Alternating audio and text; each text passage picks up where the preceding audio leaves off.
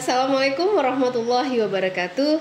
Teman pemilih, setelah sekian purnama, setelah sekian lama kita tidak berjumpa dalam podcast Pintar Pemilu. Kali ini kita kembali hadir untuk berbagi informasi dengan teman pemilih semua, terutama berkaitan dengan penyelenggaraan pemilihan gubernur, wakil gubernur, bupati, wakil bupati, wali kota, dan wakil wali kota yang mungkin lebih enak kalau kita singkat dengan pilkada, pemilihan kepala daerah dan wakil kepala daerah. Bersama saya di sini Lydia sebagai host, sudah hadir narasumber kita Bapak Jones Manedi, Ketua Divisi Sosialisasi Pendidikan Pemilih, Partisipasi Masyarakat dan SDM KPU Provinsi Sumatera Barat. Gimana nih kabarnya Pak Jones? Alhamdulillah sehat Bude. Kenapa ini sudah lama banget kita nggak podcast? Ya memang sudah sekian lama kita nggak podcast ya di KPU Provinsi Sumatera Barat. Hampir 3 bulanan ya, hampir 3 bulan lebih. Udah 3 bulan aja ya? 3 bulan Sibuk lebih. banget apa gimana ini Pak Jones? Ya, karena memang sejak proses pemungutan dan penghitungan suara pemilu 2024 yang lalu yang sudah kita laksanakan di 14 Februari itu kan banyak tahapan yang mesti kita kerjakan. Yeah. Mulai dari rekap tingkat kecamatan, kemudian rekap tingkat kabupaten, kemudian selesai rekap tingkat provinsi dan lanjut dengan tingkat rekapitulasi tingkat KPU RI. Kemudian kita sedang menghadapi sengketa PHPU juga di MK. Jadi masih ada tahapan di pemilu ya? Ya, masih ada tahapan pemilu yang terakhir kita kerjakan itu hari ini yang sedang kita hadapi atau kita sedang jalani itu adalah sengketa PHPU di MK. Oke, berarti di saat pemilunya belum usai, kita sudah memasuki pilkada. Nah, ya, kita sudah memasuki tahapan pilkada. Atau kalau dalam nomenklatur itu sebenarnya bukan pilkada yang dipakai oleh KPU RI, tapi adalah pemilihan nasional serentak tahun 2024. Tapi memang untuk pemakaian nama kan lebih sering kita pakai pilkada ya. Nah, seperti itu. Jadi pemilihan nasional serentak tahun 2024. Ya. Ada pemilu, ada pemilihan. Bedanya apa nih pemilu dan pemilihan? Kenapa dibedakan penyebutannya gitu? Ya, pertama kalau pemilu itu kan lebih sering orang dikenal dengan pemilihan umum dan itu untuk memilih anggota legislatif. Kemudian di periode 2014 itu kan dilakukan serentak dengan pemilihan presiden. Jadi pemilu itu adalah untuk memilih presiden, kemudian DPR, DPD, DPD provinsi, dan DPD kabupaten kota. Nah, sedangkan untuk pemilihan itu lebih sering kita pakai untuk melakukan pemilihan kepala daerah. Jadi kita sering kenal dengan pilkada. Nah, itu nomenklatur yang lebih ringan kita pahami oleh teman-teman pemilih dimanapun berada seperti itu. Iya, jadi ya kalau di masyarakat udah umum ya dengan istilah pilkada. Terus ada lagi nanti di level provinsi taunya pilgub gitu pilgub, ya. Kalau di kabupaten pilbub atau pemilihan bupati, wakil bupati kan. Di terus, kota itu pemilihan wali kota dan wakil wali kota. Pilwako. Ya, pilwako seperti itu. Jadi nggak apa-apa ya kita pakai pilkada masyarakat menggunakan istilah-istilah yang sudah lebih akrab sebenarnya. Iya. Jadi pemilu itu lebih untuk memilih legislatif dan eksekutif di tingkat nasional ya, dan pemilihan ini lebih bersifat daerah, provinsi, kabupaten, kota. Nah, Pak Jones tadi sudah sampaikan kalau pemilu itu masih belum selesai. Masih ada tahapan sengketa. Provinsi Sumatera Barat ada sengketa ya? Ya, ada gugatan ya? Kalau dari catatan MK kan kita punya 4 gugatan. Pertama itu dari gugatan yang disampaikan oleh Partai P3. Kemudian yang kedua Partai PDI Perjuangan yang menggugat di Dapil 4. Kemudian ada Partai Nasional Demokrat atau Nasdem di daerah Damasraya, kemudian Gerindra itu di Kabupaten Solo. Jadi 4 gugatan yang masuk ke MK dari Sumatera Barat. Dan biasanya berapa lama nih Pak Jones proses sengketa hasil pemilu ini? Kalau sengketa hasil, kalau di jadwal MK yang kita lihat itu kan berakhir tanggal 6 Juni sudah selesai. Tanggal 6 Juni. Jadi kalau kita mengacu pada jadwal itu tanggal 22 besok itu adalah pembacaan hasil putusan dismisal. Apakah gugatan tersebut akan lanjut atau tidak. Kemudian kalau berlanjut nanti di tanggal 27 Mei itu akan lanjut pada sidang pembuktian. Seperti itu jadwal. Dan nanti di tanggal 5, 6 itu adalah pembacaan putusan. Apakah putusannya ditolak atau akan ada penghitungan ulang atau pemungutan suara ulang. Nah, nanti di tanggal 6 dan 7 Juni kita ketahui. Berarti penetapan calon terpilih itu belum bisa dilakukan sampai keluar putusan MK. Benar, ya, benar. Kecuali bagi kabupaten kota yang tidak ada lokus ya, atau maksudnya tidak ada gugatan yang masuk dari kabupaten kota, makanya teman-teman kabupaten kota sudah bisa menetapkan DPRD kabupaten kotanya. Yang di Sumatera Barat cuma 2 yang belum bisa menetapkan DPRD kabupaten kota, yaitu Kabupaten Solok dan Damasraya. Itu belum menetapkan anggota terpilih untuk DPRD kabupaten kota. Ya, itu kalau pemilu kita berharap ini bisa segera tuntas juga ya tahapannya, karena di saat bersamaan kita juga sudah memulai pilkada atau pemilihan serentak nasional 2024. Resminya kapan sih Pak mulainya pemilihan serentak ini? Kalau pemilihan serentak itu sudah di-launching oleh KPU RI itu di tanggal 31 Maret yang lalu. Jadi sudah berapa bulan yang 2 bulan yang lalu ya? 2 bulan yang lalu sudah di-launching oleh KPU RI. Dan itu di-launching di Yogyakarta oleh KPU RI. Dan tentu meskipun pemilihan itu tanggung jawabnya berada di kabupaten kota, provinsi masing-masing, tapi leadingnya itu masih berada di KPU RI. Di KPU RI. Aturannya masih dari KPU RI. Dan kita pun di Sumatera Barat juga akan melaksanakan proses. Kalau sekarang namanya lebih kita trenkan itu adalah peluncuran tahapan. Kalau dulu kan kita sering mengenanya launching tahapan ya, sering kita menggunakan, karena lebih akrab dengan bahasa launching, kita launching saja. Dan tapi hari ini kita gunakan bahasa itu adalah peluncuran tahapan. Mengindonesia ya. Mengindonesiakan semua tahapan itu. Jadi Provinsi Sumatera Barat baru akan peluncuran tahapan. Ya. Kapan rencananya ini Pak Jans? Ya, kalau perencanaan kita hari ini tanggal 17 ya, 17 Mei 2024. Dan kita melaksanakan rencana itu tanggal 18 Mei. Besok kita akan melaksanakan proses peluncuran tahapan. Dan sekaligus di dalam proses peluncuran itu kita juga akan melakukan peluncuran beberapa ikonik lah dari kalau bahasanya adalah sosialisasi simbolik ya, yaitu kita peluncuran maskot. Kemudian peluncuran tagline kita di tagline yang kita gunakan untuk pilkada. Kemudian kita akan melakukan peluncuran jingle. Dan ada satu lagi ya, kabarnya ada komik ya. Ya, ini yang menarik sebenarnya, yang teman pemilih, terkhusus teman-teman pemilih pemula ya, teman-teman pemilih muda, ini bisa mengikuti serial bersambung nanti di komik kita. Karakter komiknya siapa nih? Ya, karakter komik kita semua sih sebenarnya masuk dalam karakter komik. Jadi bisa lihat Pak Jans versi komiknya ya. Versi komiknya ada, nanti teman-teman pemilih bisa lihat saya nanti di versi komiknya. Oke, berarti kita mau peluncuran besok, dan sementara tahapan pemilihan itu sudah mulai juga ya. Sudah ada tahapan pencalonan. Kalau saya tidak salah. Bukan pencalonan sih sebenarnya, adalah pengajuan penyerahan syarat dukungan calon perseorangan. Oke, jadi dimulai dulu dengan syarat untuk calon perseorangan. Karena memang Sumbar ada ini nggak? Provinsi Sumbar maksudnya ada nggak calon perseorangan untuk gubernur? Calon gubernur, wakil gubernur dari Sumatera Barat tidak ada sih sebenarnya, yang menyerahkan syarat dukungan tidak ada. Tapi di Sumatera Barat karena ada 19 kabupaten kota, kita untuk calon perseorangan bupati ataupun wali kotanya ada di 2 daerah. Pertama di Kabupaten 50 Kota ada 2 pasangan bakal calon yang menyerahkan syarat dukungan. Ya, ada 2. Yang hari ini saya pikir mereka lagi melakukan proses verifikasi administrasi. Kemudian 1 di Kota Bukit Tinggi. Nah, itu untuk calon perseorangan. Kota Bukit Tinggi ada berapa yang mengajukan? Satu pasangan calon. Satu pasangan calon. Ya, kita masih ingat itu di 2020 luar biasa itu sibuknya dengan adanya calon perseorangan ya.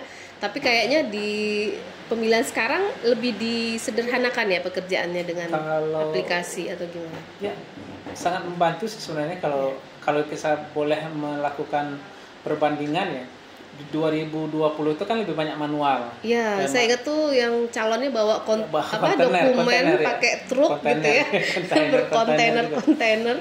Ya. Dan kita mempekerjakan atau meng-hire 400-an orang mahasiswa waktu itu. Untuk melakukan verifikasi Iya, administrasi. betul. Ya. Tapi kalau di Pilkada 2024 itu pure atau murni teman-teman yang maju itu input ke Silon, tidak perlu lagi serahkan hak kopinya ke KPU, cukup entry ke Silon, kemudian nanti kita melakukan verifikasinya di Silon. Jadi nggak perlu nggak perlu mereka menyerahkan hak kopinya ke kita untuk ini loh syarat dukungan kita, tak perlu. Tapi kalau 2020 kan mesti mereka serahkan. Iya, dan itu meskipun mereka sudah entry juga ke Silon, tapi hak kopinya kita terima juga. Iya, dan itu provinsi kan dukungannya ratusan ribu ya. Sekarang 372.000 sekian. Ya, sekarang kalau untuk maju ya, ini sekedar pengetahuan saja karena sudah lewat tahapan. Kalau untuk Provinsi Sumatera Barat itu kalau mau maju jalur perseorangan itu butuh dukungan itu sebanyak 347.953 KTP. Bayangin. Ya, itu yang akan diinput oleh teman-teman. Waktu itu kita periksa satu-satu. Iya, satu-satu. Dan sekarang nggak perlu lagi. Nggak perlu lagi. Lebih dipermudah dengan sistem informasi. Jadi kita sudah melalui itu ya tahapan pengajuan syarat dukungan untuk calon perseorangan. Tahapan apa lagi yang sudah dilangsungkan untuk pemilihan sudah ini? Sudah jalan ya, sudah dilaksanakan. Kita juga sudah mengumumkan ini untuk pemantau pemilu, pendaftaran pemantau pemilu atau lembaga yang akan melakukan jejak pendapat atau survei. Kita sudah umumkan itu di tanggal 27 Februari 2024 yang lalu. Sudah lama, sudah ada yang daftar. Kalau sebenarnya kalau tahapan itu sudah kita mulai dari 27 Februari sih sebenarnya. Iya.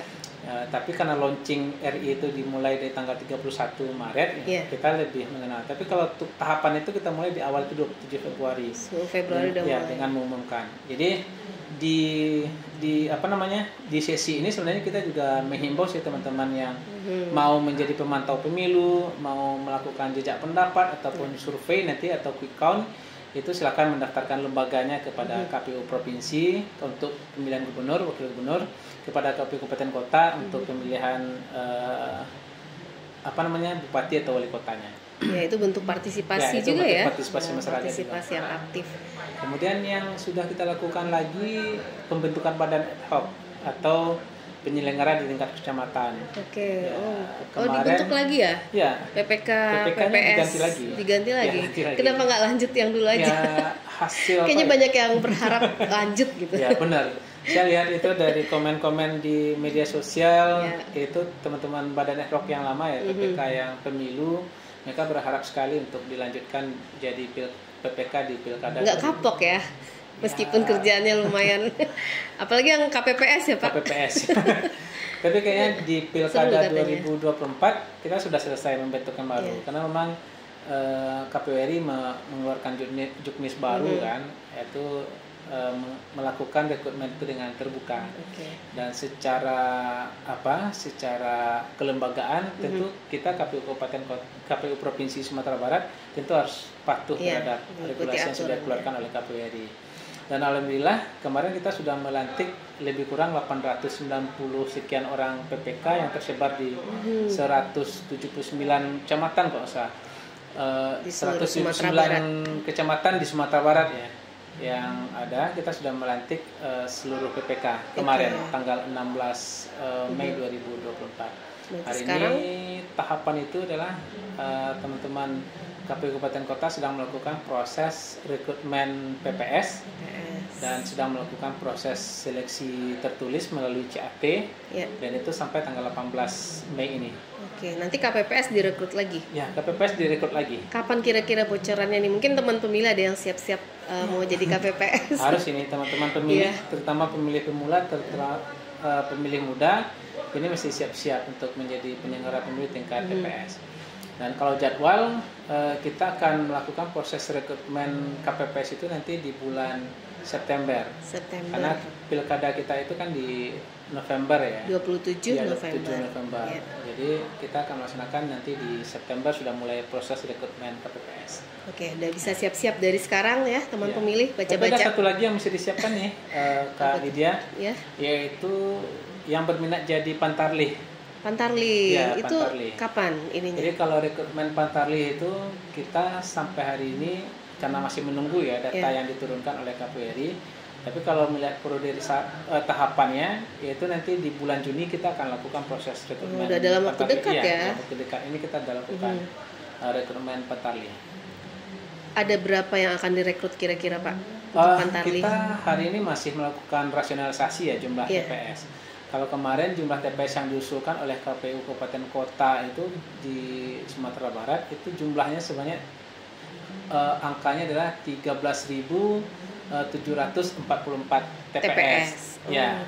Tapi kan itu masih bisa dirasionalisasikan lagi. Berarti nanti jumlah Pantarlihnya sesuai jumlah TPS. Jumlah TPS.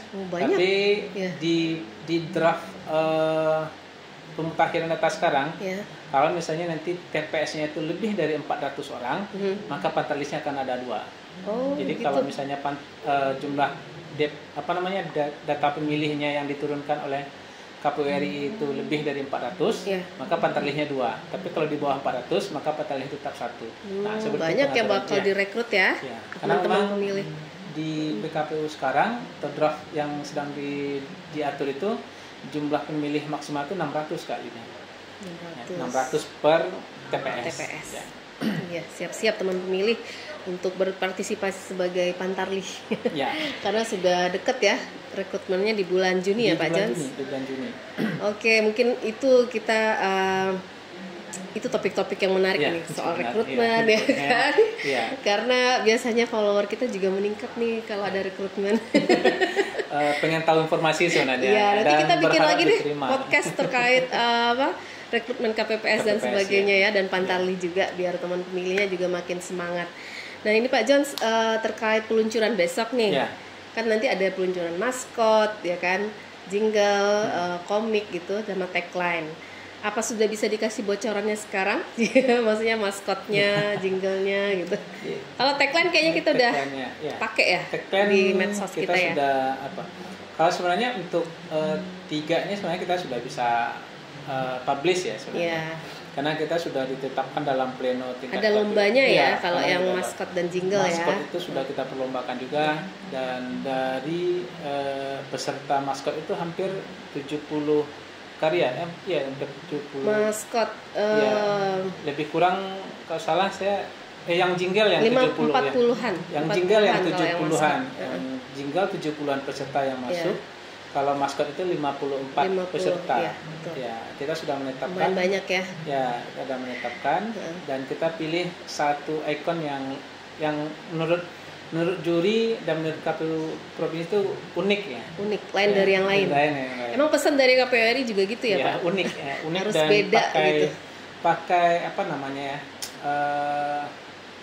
lebih memprioritaskan budaya lokal, kita lokalistik ya. Lokalistik. Dan kita kalau bocorannya maskot itu sering kita pakai di perhelatan untuk menyambut tamu. Ya, menyambut tamu. Nah, jadi dia bukan hewan, bukan berbentuk hewan. Biasanya kan maskot sering berbentuk hewan kan. Kalau Sumatera ini kan identiknya harimau. Itu tuh banyak yang ngirim kan. Ada lagi burung ya kan. Tapi kita nggak memakai lagi hewan, nggak juga memakai yang tumbuh-tumbuhan gitu ya. Nah ini nanti besok teman pemilih akan menyaksikan wujud maskot kita di acara peluncuran. Besok kita live streaming ya. Live streaming, harus nonton ini Pak teman pemilih. Dan itu mulai pukul 8 malam kita live streaming di kanal YouTube KPU Provinsi Sumatera Barat. Jadi jangan sampai dilewatkan karena teman pemilih akan menyaksikan langsung maskot kita untuk Pilgub Sumbar. Kemudian jingle kita akan perdengarkan juga, kita tampilkan malah ya dan untuk jingle juga. Dan tagline. Tagline-nya boleh dikasih tahu sekarang nih. Tagline itu kita pakainya bahasanya adalah pilkada bermartabat, berarti untuk negeri. Itu ada proses perumusannya juga ya. Proses perumusannya. Kenapa kita pakai bahasa pilkada bermartabat? Martabat itu adalah nilai tertinggi dari seorang manusia, yang derajat tertinggi yang mau dicapai oleh setiap orang ya. Mereka bermartabat, dan bermartabat itu terkandung beberapa nilai, misalnya integritas, kejujuran, keadilan, Kalau orang sudah jujur, orang berintegritas, berarti dia akan memperoleh nilai martabat. Dan di dalam pilkada bermartabat itu kan 3 unsur ya, Kak Lydia. Ada 3 unsur yang sebenarnya pertama penyelenggara pemilu harus bermartabat, yaitu KPU sebagai penyelenggara teknis, kemudian ada Bawaslu, kemudian ada DKPP. Kemudian yang kedua unsurnya itu adalah peserta pemilu. Nah, kalau hari ini kan peserta pemilunya adalah ada jalur perseorangan, kemudian ada dukungan dari partai politik, yaitu pasangan calon. Kemudian teman pemilih sendiri sebagai pemilih. Nah, artinya teman pemilih pun mesti bermartabat, artinya jujur menentukan siapa yang akan dipilih nanti untuk kebaikan di Sumatera Barat. Memilih orang-orang yang tidak money politik misalnya, memilih orang-orang yang tidak melakukan black campaign, atau memilih orang-orang yang benar-benar menjaga kesatuan dan persatuan keutuhan di Sumatera Barat. Nah, seperti itu. Jadi pembelajarannya berada di sana. Juga jangan mudah termakan isu hoax. Ya, hoax itu Jadi pemilihnya punya dignity gitu. Begitu kira-kira. Itu dia tagline kita, dan pokoknya saksikan aja besok siaran langsung kita untuk peluncuran. Kira-kira yang hadir siapa nih di peluncuran besok, Pak Jones? Nah, menarik nih sebenarnya. Kalau yang hadir itu besok adalah dari KPU RI. Ada Putri ya, karena beliau perempuan ya. Satu-satunya yang paling cantik ya. Paling cantik di KPU RI itu adalah KPU. Ibu Betty Epsilon Idrus. Dan beliau adalah putri Sumatera Barat juga. Asli Sumbar. Beliau adalah asli pesisir Minang Pride. Ya, Minang Pride. Asli pesisir selatan. Dan beliau mau hadir besok di peluncuran. Jadi teman-teman pemilih kalau nggak menyaksikan tokoh perempuan Minang, rugi sekali. Termasuk sebenarnya kita juga untuk bagi warga Kota Padang atau yang terdekat ya, kita juga menyebarkan undangan terbuka bagi masyarakat untuk hadir di peluncuran bisa besok. Lihat ya. Bisa lihat langsung. Boleh. Ya, bisa lihat langsung. Tapi kalau tidak bisa lihat langsung, silakan lihat di live YouTube, streaming kita. Iya. Jangan lupa di-subscribe dan di-follow juga. Begitu. Dan kayaknya ada satu lagi yang informasi mungkin yang perlu Pak Jan sampaikan. Salah satu kegiatan yang dilaksanakan oleh KPU Provinsi Sumatera Barat baru-baru ini, dan itu kayaknya luar biasa juga kegiatannya, bisa dibanggakan juga ini. Kegiatan Jambore Demokrasi Pelajar ya kan?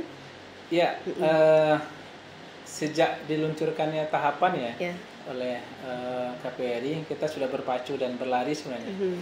Dan salah satu kegiatan yang kita laksanakan kemarin ini di tanggal 9 sampai 11 Mei itu adalah Jambore Demokrasi Pelajar se-Sumatera Barat. Sumatera Barat. Pesertanya itu hampir lebih kurang 500-an. Lebih 500. Ya, karena kita mengundang semua pelajar di Sumatera Barat, di kabupaten kota.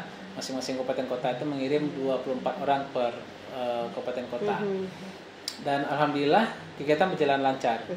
Dan kalau misalnya dari awal ya, kegiatan itu dibuka oleh KPU RI juga, Pak Idam Kholik selaku divisi teknis dan penyelenggaraan pemilu. Dan dalam sambutannya ini yang membuat kita terharu sebenarnya adalah Pak Idam menyatakan secara terang-terangan bahwa baru Sumatera Barat yang menggagas kegiatan Jambore Pelajar ini, Bu. Pertama kali di Indonesia ya. Pertama kali di Indonesia.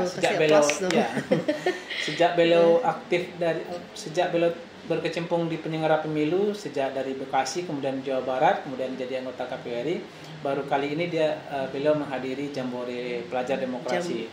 Dan pesertanya luar biasa kata Pak Idam.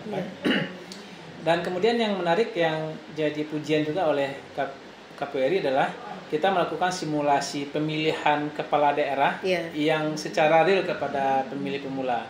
Mulai dari tahapan pemutakhiran data pemilih, kemudian melakukan proses pembentukan partai politik yang akan mengusul calon, kemudian melakukan proses pengusungan pendaftaran pasangan calon, melakukan kampanye, debat, melakukan pemilihan, dan kita juga sudah melakukan proses pemungutan dan pencoblosan dan terpilih gubernur, wakil gubernur Jambore Demokrasi Pelajar. Itu dia. Besok hadir juga ya? Besok hadir di peluncuran. Jadi kalau teman pemilih mau tahu siapa gubernur, wakil gubernur pelajar teman-teman, lihat di YouTube kita besok di live streaming. Iya, jadi pesertanya benar-benar merasakan seperti apa melaksanakan pemilu meskipun dalam skala yang kecil gitu ya. Benar. Dan dipersingkat dalam waktu 3 hari. 3 hari.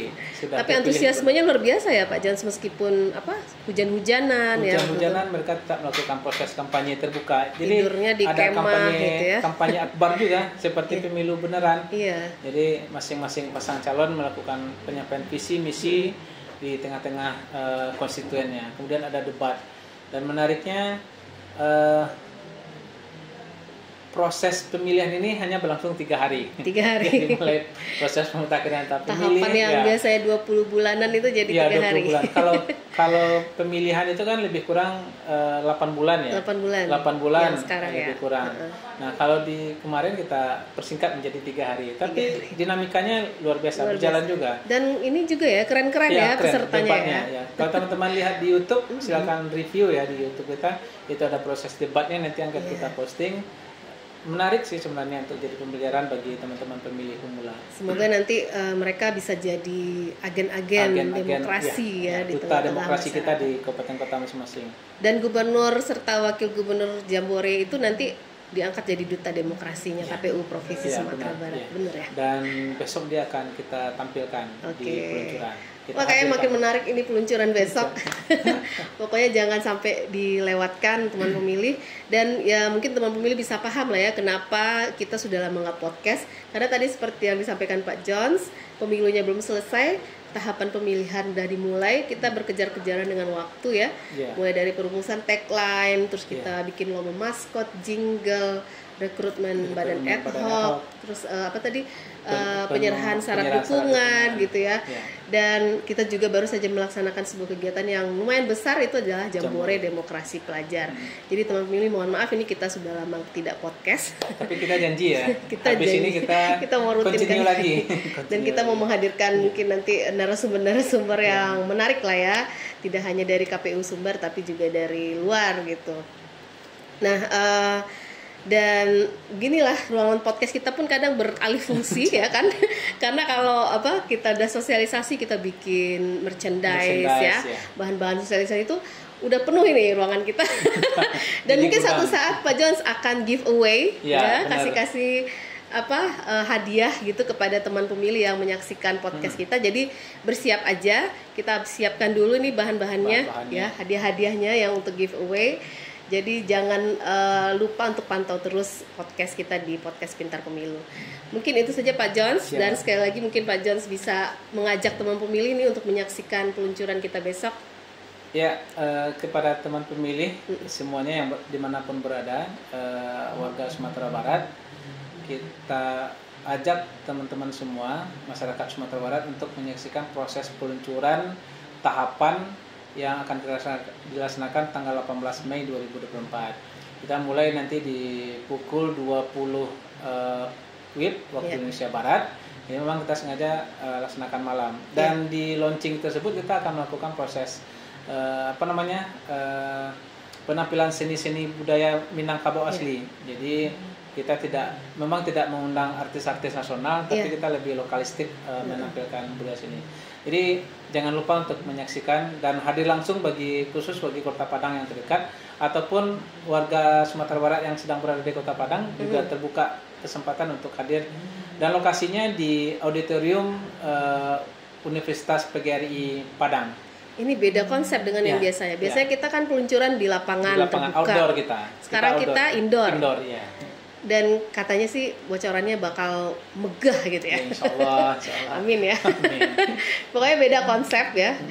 Tidak pakai undang-undang artis mana gitu ya. Kita menghadirkan kesenian budaya lokal, Minang Pride lagi. Dan juga dihadiri oleh anggota KPU Republik Indonesia yang juga adalah Minang. Kebanggaan kita di Sumatera Barat. Berdarah Minang juga. Berdarah Minang, Bundo Kandongnya yang menjadi tokoh nasional. Oke gitu ya, Pak Jones. Ada lagi yang mau disampaikan nih ke teman pemilih? Ya, kemudian nanti jangan lupa di proses pemutakhiran data. Teman-teman juga meskipun akan ada podcast lanjutan terkait dengan khusus untuk data pemilih, tapi sedari kini kita ingatkan persiapkan KTP elektroniknya untuk kita daftarkan sebagai daftar pemilih. Dan yang pasti jangan hanya terdaftar sebagai pemilih, tapi kita gunakan nanti di tanggal 27 November 2024 itu untuk memilih gubernur, wakil gubernur, kemudian memilih bupati dan wakil bupati, ataupun memilih wali kota dan wakil wali kota. Jadi jangan sampai golput dan hindari informasi hoax. Oke, luar biasa. Terima kasih Pak Jones buat informasinya dan teman pemilih. Demikian podcast Pintar Pemilu kita kali ini. Semoga kita akan rutin kembali hadir menemui teman pemilih. Dan jangan lupa saksikan peluncuran tahapan pemilihan gubernur dan wakil gubernur Sumatera Barat besok tanggal 18 Mei 2024 pukul 20 waktu Indonesia Barat di kanal YouTube KPU Provinsi Sumatera Barat. Saya Lydia undur diri dulu. Saya Jones Manedi undur diri. Assalamualaikum warahmatullahi wabarakatuh.